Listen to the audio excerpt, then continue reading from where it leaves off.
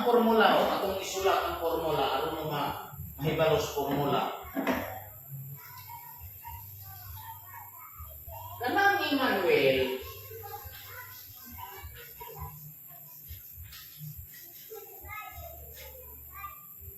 ang buot nga ipasabot ani ang Dios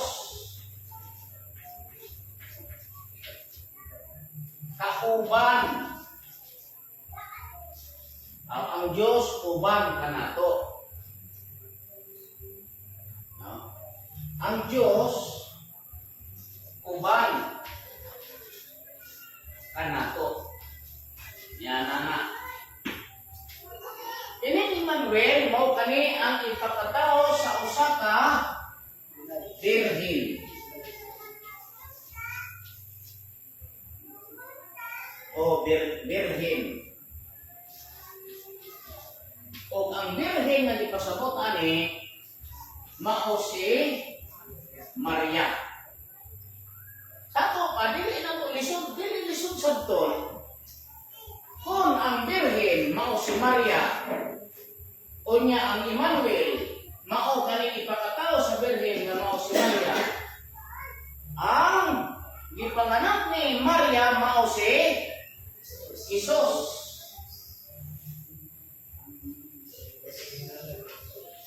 Mao si Hesus Kristo. So klaro kayo na to sabton nga kani kay Emmanuel o si Jesus usara. Si Emmanuel o si Hesus Kristo usara. Aron kay kana na meaning sa Emmanuel ang Dios uban man kanato. Sato pa kung ang kahulugan sa Emmanuel Dios unya ang Emmanuel mao si Jesus adili lisod sabton nga si Hesus Kristo mao ang Dios nga nakig-uban kanato sa lawas ng kinaya, lawas ng bahay. Karon, pila na ang Dios? Matod sa kasulatan, wala na yung laing Diyos.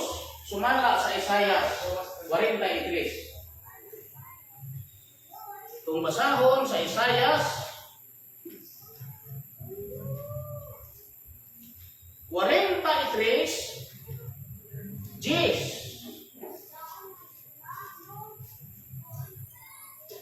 Kamu mao ang akong mga saksi niingon ang Dios o ang akong alagad nga akong napili. Aron kamo makailaog managtuo kanako o makasabot nga ako mao siya. There is another padi, no? Una kanako walay Dios nga nahimo ni aduna pay musunod kanako. 11. Ako bisan ako mao ang Dios o gawas kanako wala na manluluwas. Wala na ilain nga Dios. Kita mo, oh? Wala ilain Dios. Usara din karoot ng Diyos. Usara.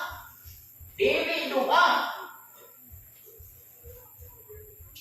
Usara ang Diyos. Dili duha. Dili tulo. Usara din ang Diyos. Pasti man. Nga utukas mga tao. O naraw. Usara ang Diyos. Usara. Unya kanin Diyos. Sa laing termino, gitawag siya o Emmanuel sa laing termino nila. Sa spiritual na pagkasulti. Anak ang Diyos, gitawag ka ng Emmanuel. Kaya ang Emmanuel, ang buot ipasabot ang Emmanuel, Diyos man, umanay meaning anang Diyos. Umanay meaning anang Emmanuel. Ang Diyos, uban ka na to. Karon, kaning Emmanuel mo'y gipakatao ni Birhen. Alam ka na to, ang usa ka Birhen, manganak og Emmanuel, nga ang buti pasabot, Dios, kauban na to. Unya ang Birhen, mao si Maria. tingali, di yun musupat ang kadaghanan ani.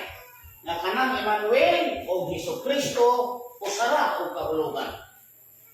So kung uyong mo nga kanang Emmanuel mao si Hesus Kristo o niya aminin sa Emmanuel Dios uban ka nato.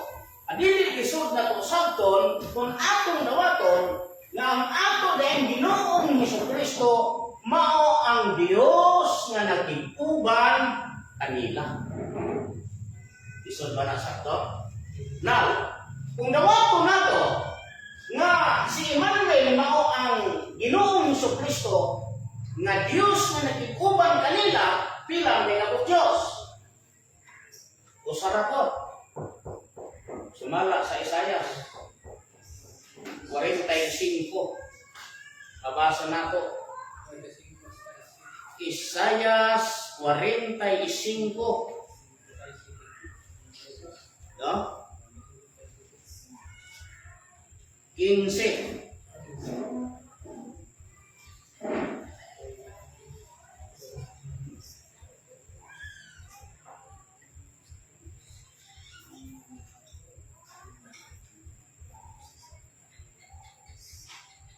Salamat to. Nara. Tawa ha? Isaias 45, 5. Ako mao ang Dios ug walay so mani ug walay nay ug wala nay laing gawas kanako, wala nay laing Dios. Wala na laing Dios, gawas kaniya wala nay laing Dios. Sa ko pa usa ra din ang Dios, dili pwede usa di o dili pwede duha tulo. No, usa ra din ang Dios. Karon kay kana na Emmanuel, mao man si Hesus Kristo. Unya ang kahulugan ng Emmanuel ang Dios kauban man nato. Si Emmanuel man si Hesus Kristo, dili ko daw ay mumusupat na si Hesus Kristo di ay na ang Dios nga nagtiguban ka nato. So kung wala na laing Diyos, o wala lagi kay laing Diyos nakita, kung mapaabot ang kalibutan na. Gawas niya itong nagpagkatao na mo si Ginoong Hesus Kristo. Muna itong bantayan ng mga igsoon, di ka malipat ang kalibutan. Dahil malipat mo, impasyon mo. Padulong din mo sa pagkalaot. Ang karon, kay usara man kana man Kristo, usara man ng Kristo. Dili man na duha, dili tulo, usara man ng Kristo. Kay kanang meaning ng Kristo, dinihog. In other word, sugo. Muna yung meaning anak. Ngano nahimo mang sugo kanang Dios? Tungod kay kaning kalibutan nahulog sa sala ug nahimo niyang tahas ang pagluwas sa kalibutan. Munang nahimo siyang sugo kay tahas niya ning kalibutan ngayang luwason kaning kalibutan. Kuha niyang sala ng kalibutan. Ninindapita ko lang o. Ngita ki sila laing Diyos, kay napagilaing amahan. Kailan man daw, tinuturo ng ating Ama at si Jesus isa ro. Wala na laing Diyos, usara. O yun ba mo nga ang atong Ginoong Hesus Kristo, mao si Emmanuel? O yun. O niya, si Emmanuel kay Diyos man. Nga nakikuban ka na to, may pagkatao ni Maria, na mao ang Virgin. O niya, ang natao ni Maria, si Hesus Kristo man. Laro kayo nga si Hesus Kristo itong Diyos na nakikuban. Niya, usara may Diyos, matod niya, wala na ilaing Diyos, gawas ka na ko. Kung saan man dahil naroon yung pag-explain, kung ninyong dawaton nga si Hesus Kristo Diyos, kunya napay Diyos nga Ama, gawas niya. Di nahimo na si Jesucristo wala na ilaing Dios, sumala si Isaias 43 Gs. O sa 45:5.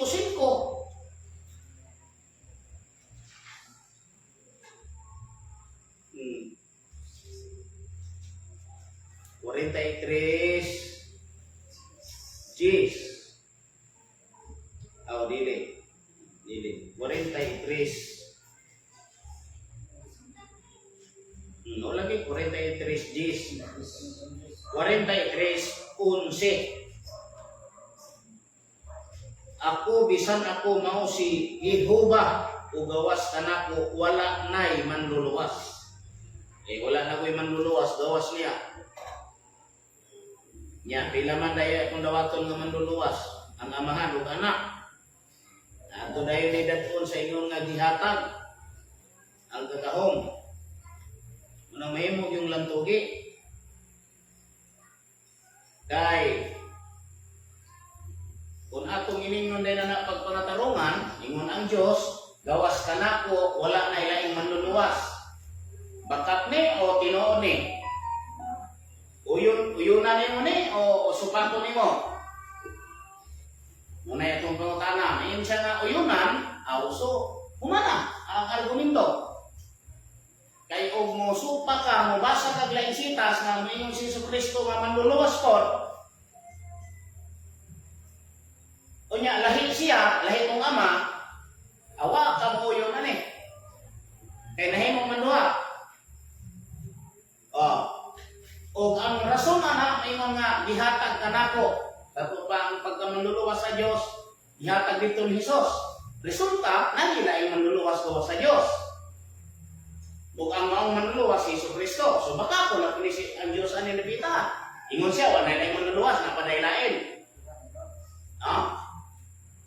Napadaylain, ingon ko siya, wala na ilaing gawas ka na po, wala na ilaing manluluwas. Resulta, pag-abot ni Jesus, ingon na si Jesus, ihatag ka na po, wala ilaing maluwas. No one comes to the Father except me. Wala'y makadto, samahan, gawas kung pinaagi ka na po. By me. Wala kuno'y maluwas, gawas kung pinaagi ka niya. So, resulta kung natong gawaton, ininyo na ito anak, maduha. Kung niya, mahimong baka ko ning ikas kasulatan. Dili na walay laing manluluwas, nga naman. At to si Jesucristo, o kaning kasulti, nga walay laing Diyos, gawas kaniya, wa yun to naduha. Usara dito siya. Nagpakatao lang, kung ang lawas mo si Jesucristo. Meaning, tinuod ang misyon o ang lawas mo si Jesucristo. Anawa, atong basahon ang 43:15 sa Isaias.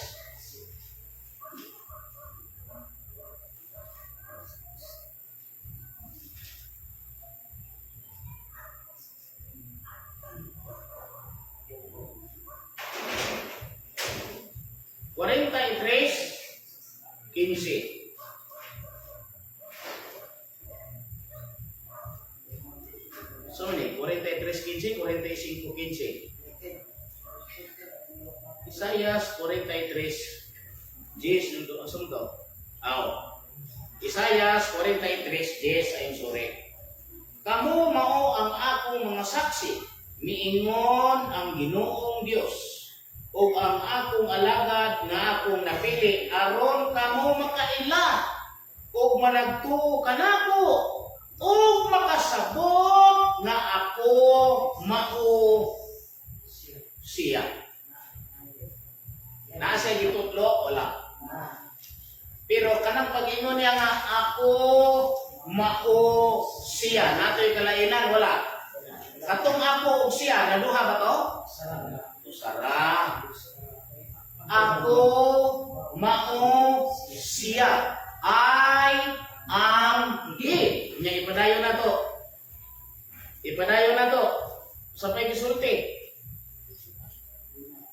Una kanako walay Dios nga nahimo.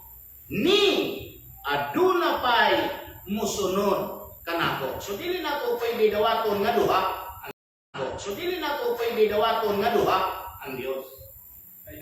Dili pwede nga si Jesucristo Dios, unya there is another Dios which is the Father. Wa na ilain mo sunod niya nga Dios. Ang wala lagi masabti, wa makit sa mga theologian, kanang pag-ingon niya nga, ako mao siya. Una kanako, wala na ilaing Diyos. Ni, aduna pa'y musunod kanako. Ang wa nila nabantay, nga kinilaing Diyos, mubuwa nga sa tao. Mubuwa siya nga tao. I am He. Ako mao siya. Wala naging laing Diyos. Gawas ka na ko. Wala ko'y musunod nga Diyos ka na ko. Di ba na ko pwede nga inon nga na Diyos amahan, na Diyos nga na. No? Basta ang tutuha. Tutukas mga tao. Ingon na gani siya dire, nga wala naging laing Diyos, gawas niya, wala na ko'y laing Diyos nga musunod ka na ko. Kunya katong dawaton nga si Jesucristo mao ang Emmanuel. Sa ato pa si Jesucristo Diyos. E kung lahing nga Diyos, napay lahing Diyos, naduha sila. Unang nagubot sila sa Iglesia ng Cristo.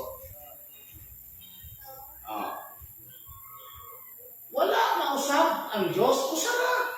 Lamang nagpakatao ang Diyos. Kanang God the Father, which is Creator, nag-incarnate. Ako mao siya. I am He. Kaklaro, anak? I am He. He is a word used to refer a person, a man, a boy.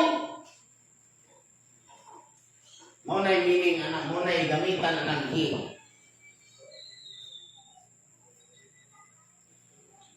Sa to pa, ang Diyos yun lalaki. Tao kay siya. Mahimo siyang tao.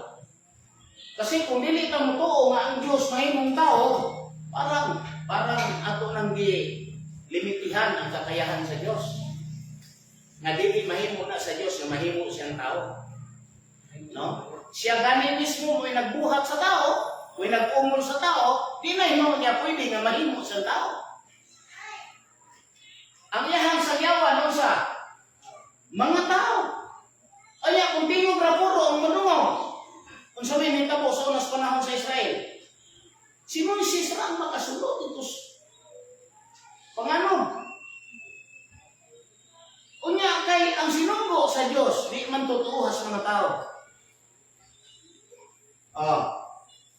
Pag samtang ang Diyos o si Moises nag-istoryahay dito sa bukid sa Sinai, kung sa may nadungog sa mga tao, tingog o dalugdog? Ha? Dalugdog na yun. Moray ilang nadungog. Mga dagkong lipat o mga dalugdog, pero wala sila kadungog sa tingog sa Diyos.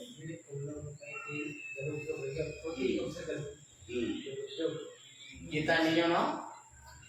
Mao nga, tungod niya na ang Diyos nanumpa na siya magpakatao. I am He. Yan siya diri pag-istorya. Ako mao. Kamu mao ang akong mga saksi. Miingon si Jehovah.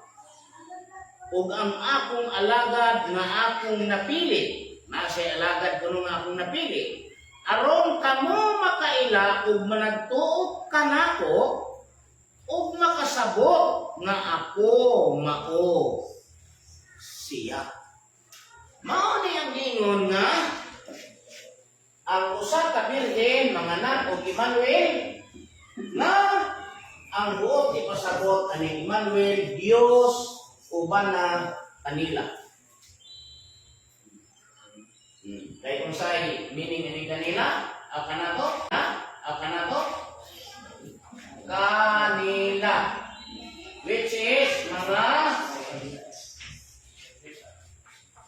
Israelitas. Na meaning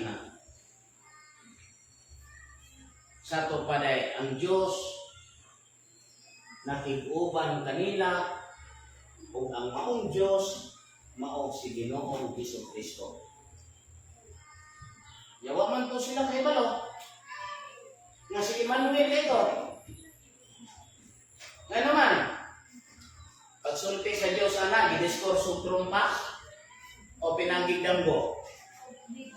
Pagsulti sa Ginoo nga manganak sa Emmanuel, wala to gitrumpa, wala to gi-speaker, wala to gisangyaw.